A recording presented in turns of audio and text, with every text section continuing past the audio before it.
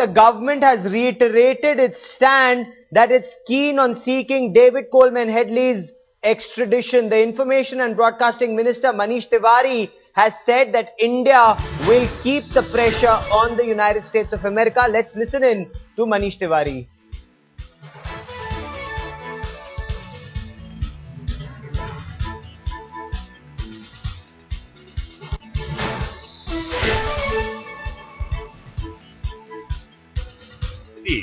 Who has been accused of masterminding perhaps the most heinous terrorist outrage in recent Indian history, needs to be tried in accordance with the Indian laws. So therefore, that stand with regard to Headley, which has been articulated by both the External Affairs Minister and by the Home Secretary, going by the reactions which I've seen since the morning, is something which is non-negotiable. And joining me now for more on the story's headlines today is Atir Khan. Also with me in the studio is editor comments mail today, Dr. Manoj Joshi. Atir, coming to you first. What is it that the government of India now plans to do to get David Coleman Headley extradited? Because this is a task that's easier said than done.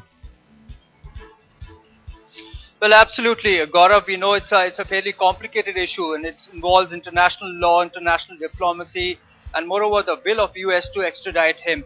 We know that there was a clamor on the part of US citizens also, and also the judges' sentiment that he deserves harshest punishment. But we know that Pakistan, if US allows his extradition, it will lose its leverage on Pakistan. So it has its own compulsion there. But we know that it has also become a major issue, and we remember the elections are around the corner next year, and therefore it has become an election issue. Now the government will have to face the opposition and the victims of 26/11 at the time of elections. So therefore we have the leaders who are making these statements, but as of now there's no legal recourse. And the question remains, is this only for domestic audiences? Dr. Joshi, extraditing David Coleman Headley is virtually not possible. Government of India barely got access to interrogate him, and that too in the presence of US intelligence authorities, Dr. Joshi.